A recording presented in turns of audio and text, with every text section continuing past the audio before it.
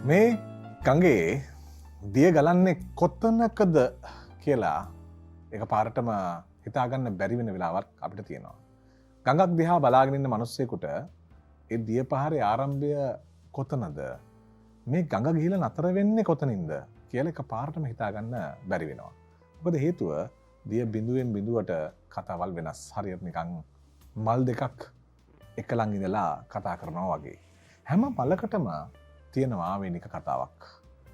මගේ කතාව වගේම තවත් කෙනෙක් කතාවක්. අද මම කතා කරන්නේ ඒ වගේ ආවේනික කතාව තමන්ගේ රූපයට අනුව විවිධ හැඩතලවලින් වෙනස් කරපු සහෘදයෙක් එක යාළුවෙක් එක්ක.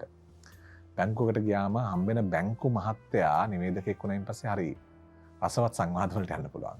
ඒ වගේම තමයි විශ්වවිද්‍යාල බිමකට ගියාම එයාම දරුවෝ එක්ක කතා කරලා ඔහු කතා කරන කෙනෙක් විදිහට නැත්නම් කතිකාචාර්යවරයෙක් බාහිර කතිකාචාර්යවරයෙක් විදිහට කටයුතු කරනකොට එතන වෙනසක් තියෙනවා. ඔහු පාරේ තොට ඇවිදිනකොට අපිට අර නිවේදක රූපයෙන් එළියට බහලා යාළුවෙක් විදිහට හම්බ වෙනකොට එතන ඊට වැඩි ලස්සනක් තියෙනවා.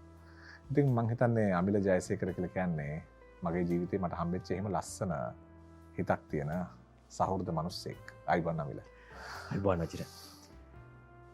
පාසල් යන කාලේ අපි දන්නෙම නැතුව අපි හම්බෙලා තියෙනවලු. බොහොම මෑතක කතාබහකදී මට කියනවා අමිල ඒ දවස්වල මම කැමතිම නිවේදකයා ඔබ කියලා. හිතාගන්න බෑ වචන ටික ඇහුවම. මොකද ඔහු මුළු සමාජයම දන්නේ රටම දන්නේ නිවේදකෙක් විදියට. හැබැයි ඇත්ත පුද්ගලයා එතන නෙමෙයි ඉන්නේ. ඔහු ඇවිල්ලා අලෙවිකරණය පිළිබඳව විශිෂ්ටතාවයක් දක්වන පුද්ගලෙක්.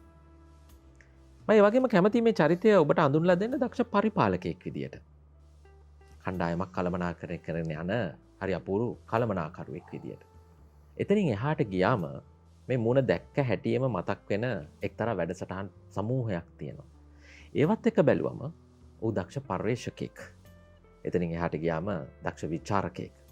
දක්ෂ රසිකයෙක්. මම කොච්චර ආසාවෙන් හිටියත් මේ වැඩසටහනට එන්න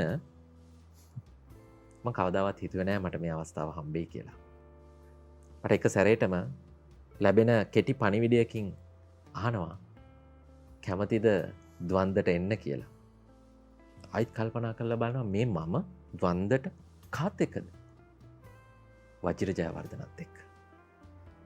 මම හිතන්නේ ජීවිතේ මම ලැබපු තාමත්ම වාග්යවන්ත අවස්ථාවක ආරම්භයක් විදියට වජිර මම මේක දකිනවා.